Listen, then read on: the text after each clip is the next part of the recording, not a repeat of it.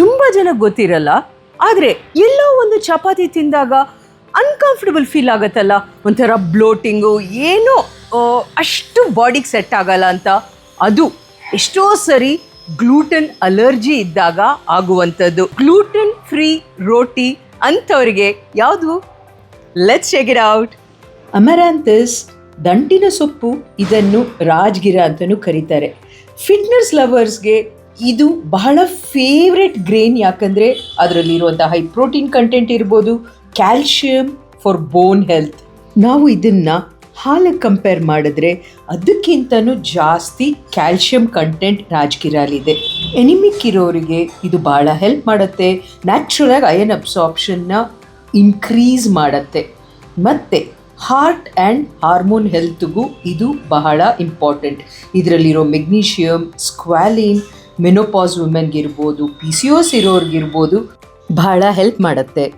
A quick tip: ಬೇಯಿಸಿದ ಆಲೂಗಡ್ಡೆಯನ್ನು ಇದರ ಜೊತೆ ಮಿಕ್ಸ್ ಮಾಡಿದಾಗ ರೋಟಿ ಸಖತ್ ಸಾಫ್ಟಾಗಿ ಬರುತ್ತೆ.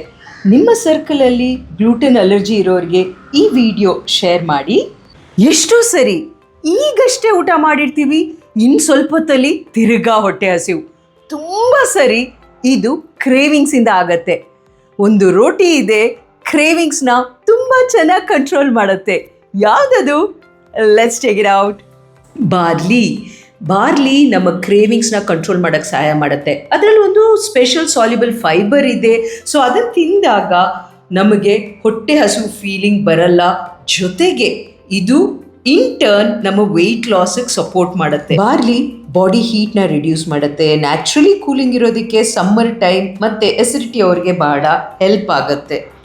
ಬಾರ್ಲಿ ಮೆಟಬಾಲಿಸಮ್ನ ಇಂಪ್ರೂವ್ ಮಾಡುತ್ತೆ, ಒಳ್ಳೆ ನಿದ್ದೆ ಕೊಡುತ್ತೆ, ಇಮ್ಯುನಿಟಿನ ಇಂಪ್ರೂವ್ ಮಾಡುತ್ತೆ, ಆ್ಯಂಡ್ ಇದರ ಜೊತೆಗೆ ಎನರ್ಜಿ ಮೂಡ್ನ ಬೂಸ್ಟ್ ಮಾಡುತ್ತೆ. ಎವ್ರಿ ಟೈಮ್ ರೆಗ್ಯುಲರ್ ಚಪಾತಿಗಿಂತ ಬಾರ್ಲಿ ರೋಟಿ ಯಾಕೆ ಟ್ರೈ ಮಾಡಬಾರ್ದು? ಟ್ರೈ ಮಾಡಿ.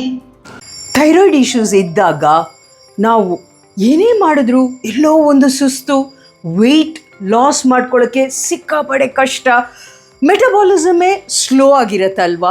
ಇದೆಲ್ಲದಕ್ಕೂ ಥೈರಾಯ್ಡ್ ಹೆಲ್ತ್ ಸಪೋರ್ಟ್ ಮಾಡೋಕ್ಕೆ ಒಂದು ಸೂಪರ್ ರೋಟಿ ಇದೆ. ಯಾವುದದು? Let's check it out. Multigrain ರೋಟಿ ಥೈರಾಯ್ಡ್ ಹೆಲ್ತ್ಗೆ ಬಹಳ ಸಪೋರ್ಟ್ ಮಾಡುತ್ತೆ.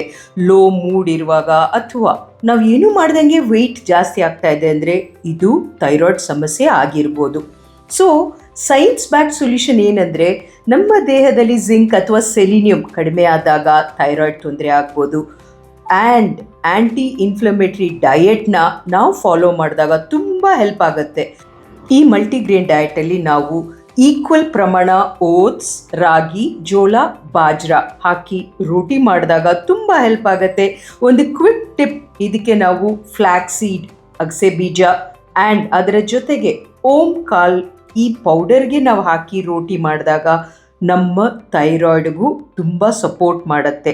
ನಿಮ್ಮ ಸರ್ಕಲಲ್ಲಿ ಯಾರಿಗೆ ಥೈರಾಯ್ಡ್ ಇದೆಯೋ ಅವರಿಗೆ ಈ ಇಂಪಾರ್ಟೆಂಟ್ ವಿಡಿಯೋನ ಶೇರ್ ಮಾಡಿ.